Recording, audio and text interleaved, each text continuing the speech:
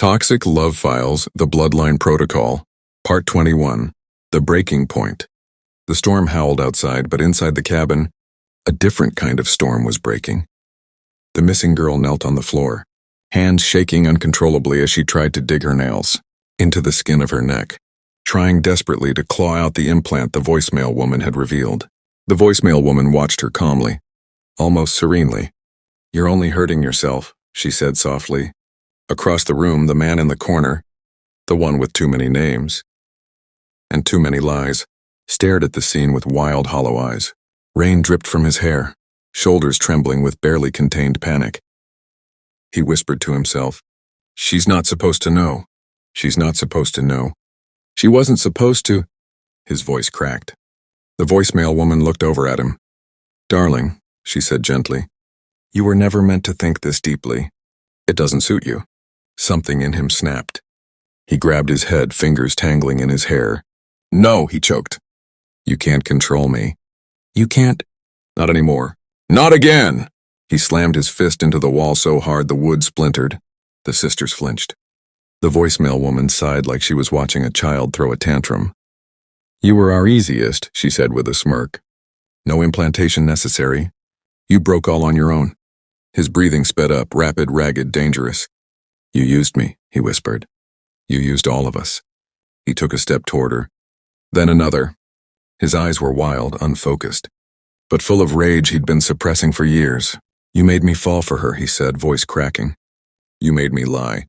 Made me track her. Made me love her when I wasn't supposed to."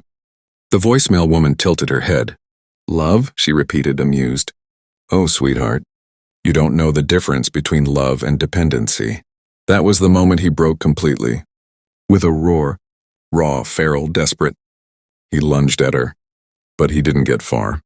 His foot hit something uneven on the floor, a loose board. He stumbled, looking down, and that's when everything changed. Because the board he stepped on shifted, revealing a hollow compartment beneath it. The younger sister gasped. "What is that?" The voicemail woman's calm expression finally cracked. "Don't touch that, Em." But it was too late. The older sister darted forward, dropping to her knees and tearing the loose board fully open. Inside, wrapped in a faded cloth, stained with dirt and time, was a weapon. Not a gun, not a knife, a small old-fashioned dart gun, with 3 metal-tipped darts beside it. The younger sister whispered, "What is this?" The missing girl's eyes widened in horror. "That's what they used on us." Her voice shook. "That's the sedative they used to take me the first time." The voicemail woman lunged forward, for the first time losing her composure. "Leave it," she snapped.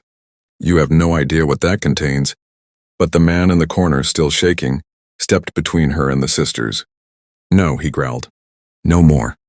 The older sister grabbed the dart gun with trembling hands. It was small, light, but cold enough to feel like death in her palm. The voicemail woman's voice dropped into a venomous calm. "You fire that," she whispered, "and all 3 of you die before sunrise." The younger sister swallowed. "Or we take you down with us." The missing girl stood slowly, shoulders trembling, eyes burning with new clarity. "That dart gun," she whispered to the sisters, "was meant to silence people like us. Women who knew too much. Women who remembered." The sisters locked eyes. They were outnumbered, outpowered, outplayed. But for the first time, they had a weapon.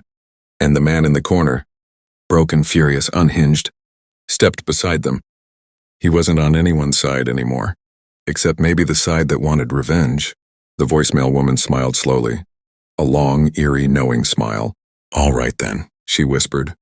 "Let's see who pulls the trigger first." To be continued?